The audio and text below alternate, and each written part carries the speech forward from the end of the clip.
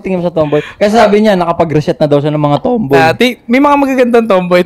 Nakapag-reset ka na ng tomboy. Oo, pare. Dalawang beses. Paano? Hindi pa naman sila sobrang ganap na tomboy eh. May mga Boys type shit lang. Oo, ganun pare. Pero may mga naka-relationship din na babae.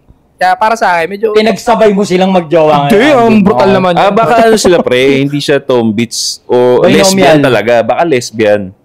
Ano ba yung lesbian? Kasi di ba pag tomboy is boyish na yung katawan niya. Tapos ano, pag lesbian, babae pa rin siya. Feminine pa rin. Pero gusto niya lang babae. Yung na-reset mo, anong chinelas nun? Eyelander na ba? Kasi kung hindi pa eyelander, hindi pa tomboy yun. Sandugo? Malaki na yun, tol. Tomboy na. Matindi na yung... Tombits na yun, pare. Hindi lang naka-burst fade, kaya medyo palag. Pag hindi pa kasi eyelander chinelas nun, hindi pa converted siya.